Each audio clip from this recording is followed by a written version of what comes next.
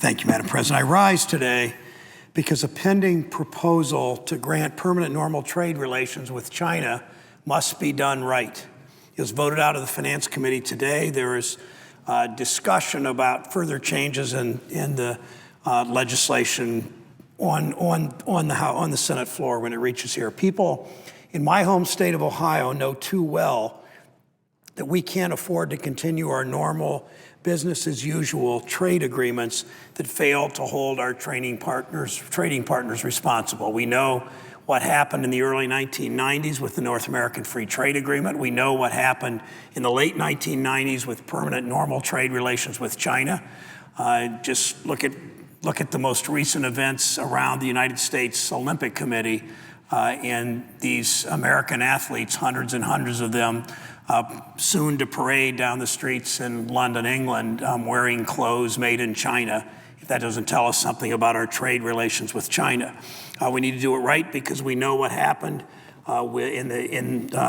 not too many years ago with the Central American Free Trade Agreement, so-called CAFTA, and the American people recognize that. Too often, we've allowed countries to violate their trade commitments with detrimental consequences for our own industries, especially our manufacturing.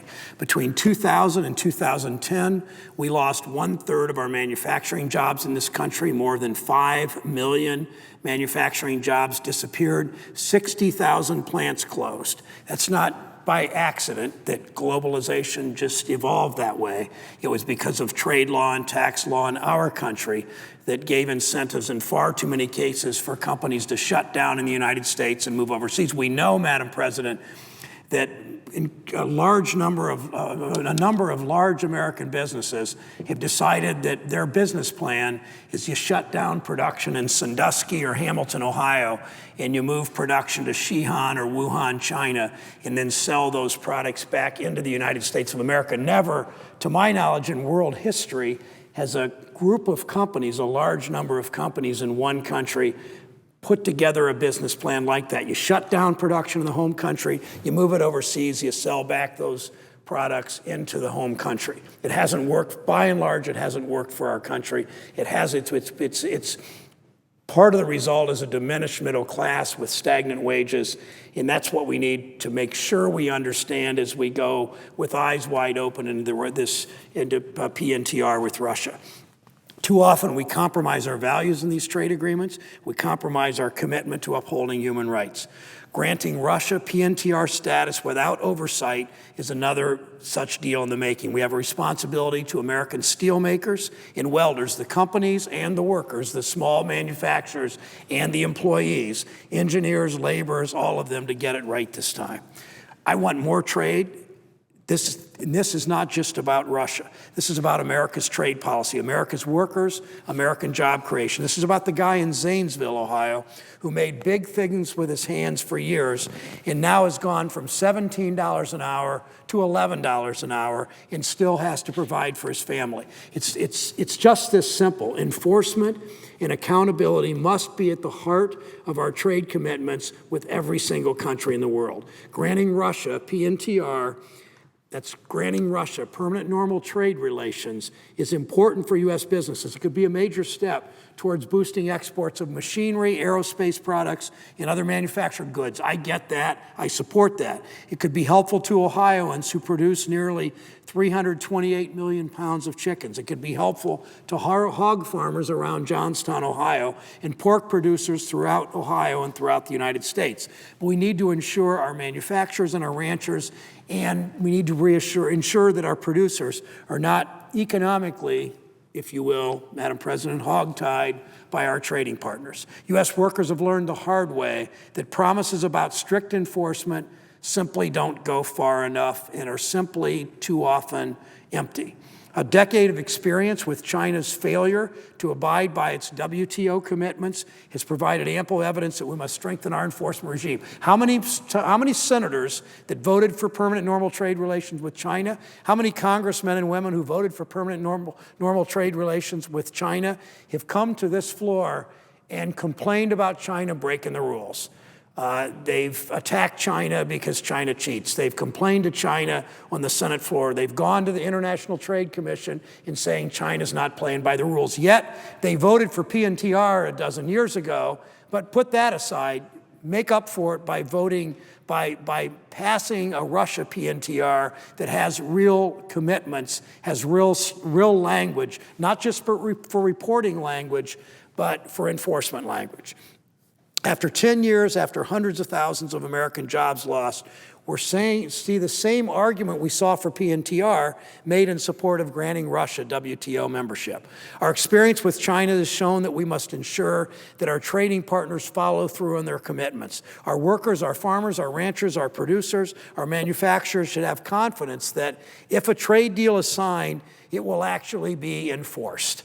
We can't afford another one-way trade agreement because one-way trade agreements tend to lead to one-way job movements, companies shutting down here, manufacturing somewhere else, selling back into the United States. That's why we must have oversight.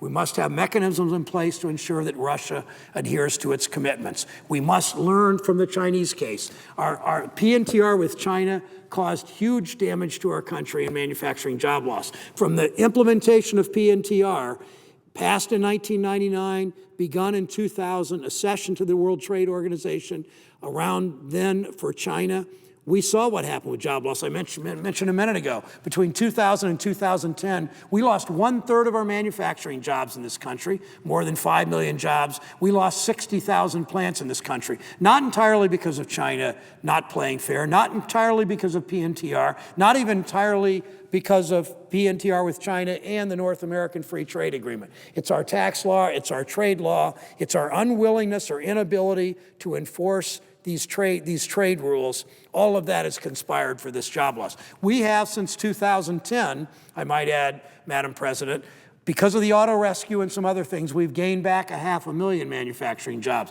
10 years of manufacturing job loss since the auto rescue, 500,000 manufacturing job gains. Madam President, to make sure, we have to have monitoring, we have to have appropriate consequences in place when these rules are violated. If we are to repeat our mistake, if we repeat our mistakes of the past, we'll have no one, from our lessons we should have learned from China, we have no one to blame but ourselves.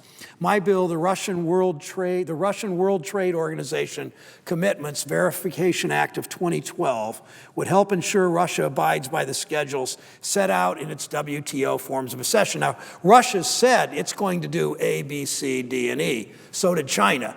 The point is, we need not just reporting language about evaluating did they do A, B, C, D, and E, but we need enforcement mechanisms. So if they do A and they don't do B, then the administration or the House or the Senate or we individually can begin to bring some actions against Russia for not following these rules. We accomplish this by requiring USTR to report to Congress annually on how Russia is adhering to the commitments it made as part of joining the World Trade Organization.